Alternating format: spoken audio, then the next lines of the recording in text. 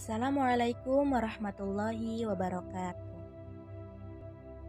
Perkenalkan, nama saya Astri Ivo dari Fakultas Agama Islam, Prodi Pendidikan Agama Islam, kelas reguler D. Pada kesempatan kali ini, saya akan mempresentasikan hasil dari rangkuman saya mengenai mata kuliah Islamic Worldview sebagai tugas ulangan tengah semester. Yang terhormat, Bapak dosen pengampu, yaitu Bapak Dr. Ahmad Alim LCMA. Masuk kepada pembahasan. Di sini saya akan membahas 7 pembahasan. Yang pertama yaitu ruang lingkup Islamic Worldview, yang kedua konsep wahyu, yang ketiga konsep kebenaran, yang keempat konsep ketuhanan, yang kelima konsep ilmu dan klasifikasinya, yang keenam konsep manusia, dan yang terakhir yang ketujuh yaitu program epistemologi baru. Pembahasan yang pertama, ruang lingkup Islamic Worldview. Manusia adalah makhluk ciptaan. Konsep Islamic Worldview adalah menjadikan Islam sebagai mabda'ul hayat dan akidah fikriyah yang memahami suatu masalah apapun dengan Islam sebagai pandangan hidup dan jalan hidup.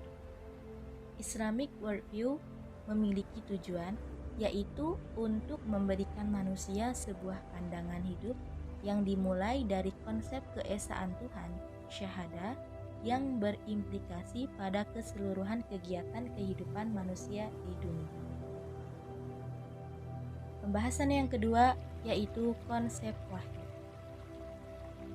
Dalam syariat Islam, wahyu adalah kalam atau pengetahuan dari Allah yang diturunkan kepada seluruh makhluknya dengan perantara malaikat ataupun secara langsung. Kata wahyu adalah kata benda. Dalam bentuk kata kerjanya adalah pemberitahuan secara tersembunyi dan cepat. Wahyu dan agama saling berhubungan, yang artinya adalah substansi, yaitu kesatuan dalam agama yang diberikan oleh Allah pada para rasul. Islam dan wahyu sebagai kesatuan.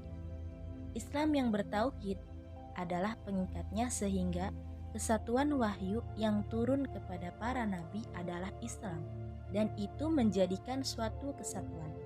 Dan ini ada pada firman Allah di surat Al-Baqarah ayat 285 yang menjelaskan tentang semua rasul beriman kepada Islam, tauhid.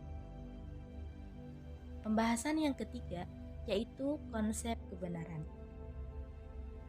Kebenaran itu realitasnya harus mencakup dunia dan akhirat, tidak bisa dipisahkan.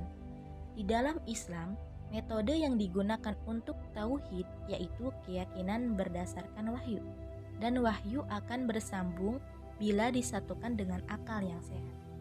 Keyakinan akan tercapai apabila telah adanya kebenaran dan akal sehat.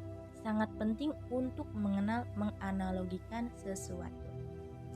Jika kita ingin dijumpai suatu kebenaran dengan ilmu, maka kita akan mendapatkan kepastian nilai absolutnya.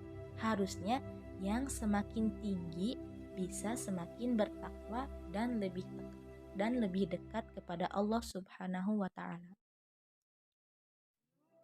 Pembahasan yang keempat yaitu konsep ketuhanan.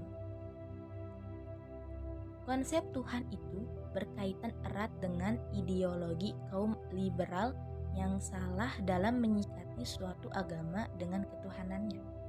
Dalam perspektif Islam, Tuhan adalah zat yang maha tinggi, maha esa, dan maha nyata pencipta, yang maha kuat lagi maha tahu, yang maha abadi, sang maha pencipta takdir dan hakim bagi alam semesta. Beda hanya dengan pemikiran orang-orang liberalisme di mana mereka ini menjadikan dan menganggap agama itu sebagai suci dan beralis. Menganggap semua agama itu beribadah kepada Tuhan yang sama, hanya mengekspresikannya beda. Jadi, konsep Tuhan itu dalam Islam adalah konsep la ilaha illallah. Tiada Tuhan selain Allah. Artinya kita menafikan Tuhan. Tuhan palsu tadi kemudian kita menisbatkan atau menetapkan Tuhan kita yang satu, yaitu yang Maha Esa. Yang kelima yaitu konsep ilmu dan klasifikasinya. Klasifikasi ilmu menurut Imam Al-Ghazali adalah ilmu syariah dan ilmu ghairu. Sarannya ilmu fardu ain dan ilmu fardu kifayah. Sebagian ulama membagi ada ilmu yang dibutuhkan sekarang dan ilmu ghairu hal, ilmu yang tidak dilakukan secara spontanitas. Menurut Ibnu Khaldun, ilmu terdapat dua, yaitu aliyah dan nakliyah. Sebagai ulama juga mengatakan ada ilmu kauniyah, yaitu ilmu falak, dan ilmu syariah, ilmu sholat, dan lain-lain. Dalam Islam, ilmu pengetahuan memiliki landasan kokoh melalui Al-Quran dan As-Sunnah bersumber dalil. Oleh karena itu, para ulama memadukan antara ilmu dan adab. Orang yang tidak punya adab, tidak punya syariat ataupun tauhid, maka hilang semua. Makanya, setinggi apapun ilmuwan, jika tidak mempunyai adab, maka tidak akan terlihat ilmunya. Ataupun percuma saja antara ilmu dan adab apabila disatukan atau diperpadukan, maka akan terbentuk peradaban. Pembahasan yang keenam yaitu konsep manusia. Konsep manusia, perspektif Islamic worldview, jiwa merupakan inti dari manusia.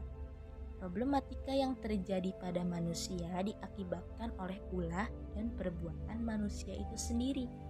Hati yang berpenyakitan berarti jiwanya mati, jiwanya tertutup. Hati yang mengeras, jiwanya yang buta. Kalau manusia kehilangan jiwanya, maka ia seperti hewan. Adapun solusi yang terdapat dalam Al-Quran untuk mengobati jiwa, yaitu yang telah sakit jiwa atau yang telah mati, yaitu dengan tazkiyatun nafsi atau tazkiyatun nufus.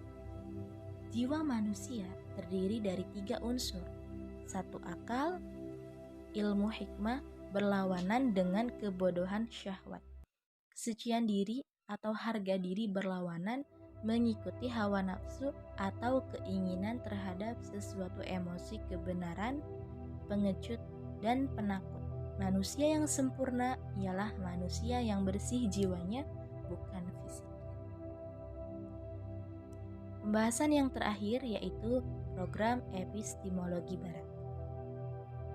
Epistemologi atau filsafat pengetahuan adalah cabang filsafat yang mempelajari dan mencoba menentukan kodrat dan skop manusia, dan skop pengetahuan, pengandaian dan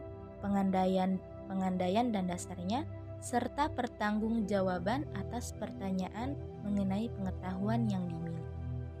Dalam paradigma epistemologi barat, dalam melakukan sesuatu atau budaya berdasarkan prasangka dan pada zaman ini dijadikan sebagai suatu budaya. Menjadikan kemerosotan dalam Islam mengakibatkan keterbelakangan tentang pengetahuan dan menjadikan problematika ini suatu kekosongan juga kekeliruan, dan ini berdampak pada kerusakan dalam budaya Islam. Keraguan dalam agama karena perubahan barat.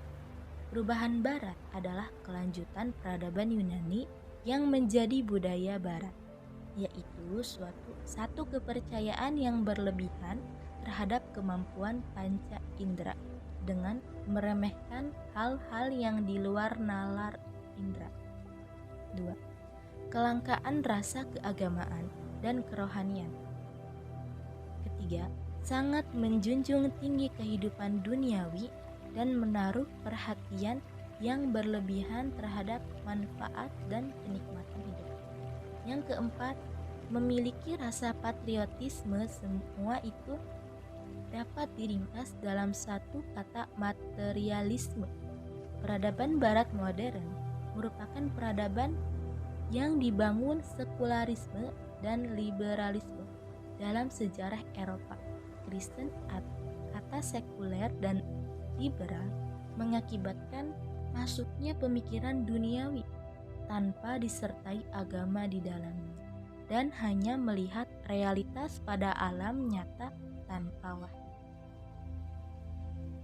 Nah, kesimpulannya, perspektif Islam adalah pegangan hidup yang harus dimiliki oleh setiap umat muslim, dikarenakan Islam juga sebuah pandangan dalam kehidupan yang dapat membedakan mana yang baik dilakukan dan yang tidak harus dilakukan.